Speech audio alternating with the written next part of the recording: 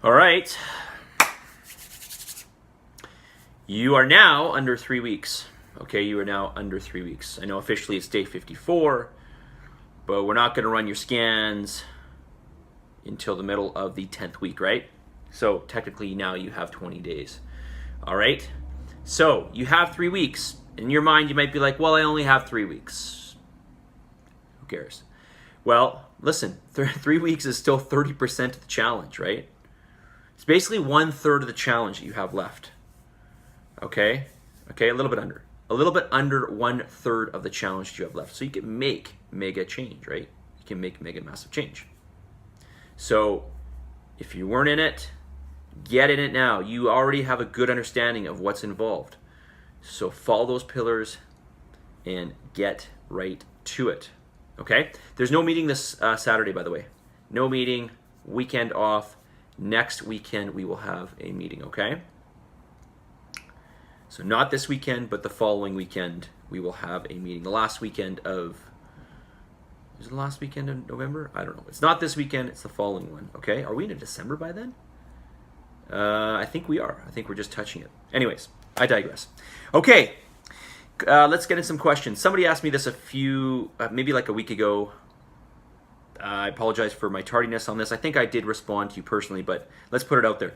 There's a bar out there called Good Fats Bar. How's this bar? How do you rate it, Mark? Well, ingredients are great, but it's more of a ketogenic bar, okay? So 2/3 of the calories are coming from fat. All right, so if this bar had more protein, then I would definitely be like, yeah, it's a good low-carb bar. But just so you know, this bar's got 14 grams of fat, 10 grams of protein, and 5 grams of net carbs, okay? The ingredients are great, but it's a little bit too low in protein for my liking, all right? But if you're following a diet that's very high in fat, like more ketogenic style, yeah, not a bad bar. But you need to add protein to this meal, obviously. All right, let's talk about order of exercises, because a few people have asked me about this. So listen, if you are doing an isolated movement before you do your compound movement, okay, so let's be more specific here. If you're doing an isolated movement that involves a muscle group that's involved in a compound movement, that's typically not a good thing, and here's why. Because, let's use an example, all right?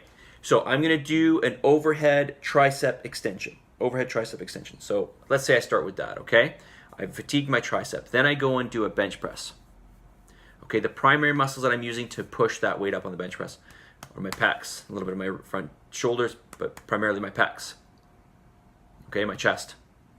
But if my triceps are already fatigued, I'm not going to take my chest to its full limitations because I already fatigued my triceps, okay? Now let's do the reverse, right? You start with bench press. You're going to fatigue that chest before you fatigue your triceps. So you're going to fully fatigue that chest, and then you can go and do a tricep movement and fully fatigue the tricep because now we're isolating it, okay? Does that make sense? All right, so do your compound movements. Your compound movements are multi-jointed movements. Do those first, all right? So if you're doing classes, we always do this, but if you're training on your own, just keep that in mind, okay? All right. Message of the day. I may have mentioned this one to you guys, but I like it. It's a good reminder. A river cuts through rock, not because of its power, but because of its persistence, okay? A river cuts through rock, not because of its power, but because of its persistence, okay? It persists. If you want to succeed in anything, and I remind myself all the time of this. You want to succeed, you will persist. If you ever look at anybody that's always persisted in one area, they've done at least decently well. Okay? They've done at least decently well. Just keep persisting. All right? On the right track, of course. All right, so make mega massive change. You can do this. All right?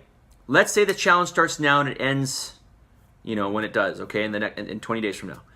Okay? Just think of it that way. Go hard. make mega massive change. Be consistent.